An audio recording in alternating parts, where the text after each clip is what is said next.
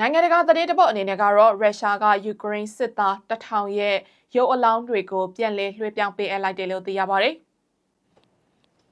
မော်စကိုဟာမနေ့ကယူကရိန်းစစ်သား1000ရဲ့ရုပ်အလောင်းတွေကိုပြန်လည်လွှဲပြောင်းပေးအပ်ခဲ့တယ်လို့ရုရှားညှိနှိုင်းရေးကိုယ်စားလှယ်အဖွဲ့ရဲ့သတင်းရင်းမြစ်တစ်ခုကိုကိုးကားပြီး AFP မှာသတင်းဖော်ပြပါတယ်။ယူကရိန်းဘက်ကလည်းတည်ဆုံသွားတဲ့ရုရှားစစ်သည်42ဦးရဲ့ရုပ်အလောင်းတွေကိုပြန်လည်ပေးအပ်ခဲ့တယ်လို့ဆိုပါတယ်။နှစ်ဖက်စလုံးဟာတိုက်ပွဲအတွင်းတည်ဆုံသွားခဲ့တဲ့စစ်သားတွေရဲ့ရုပ်အလောင်းတွေကိုပုံမှန်လဲလှယ်ကြပြီးအခုစစ်သားအလောင်းတွေလွှဲပြောင်းပေးအပ်မှုဟာရုရှားထိုးစစ်စတင်ခဲ့တဲ့၄နှစ်ကြာစစ်ပွဲအတွင်းစူပေါင်းဆောင်ရွက်မှုနေပေအထက်ကတင်းငယ်တဲ့အစိပ်အပိုင်းတစ်ခုဖြစ်တယ်လို့ဆိုပါတယ်။ယူကရိန်းရဲ့စစ်တုံးပန်းတွေကုသမှုဆိုင်ရာညှိနှိုင်းရေးဌာနချုပ်က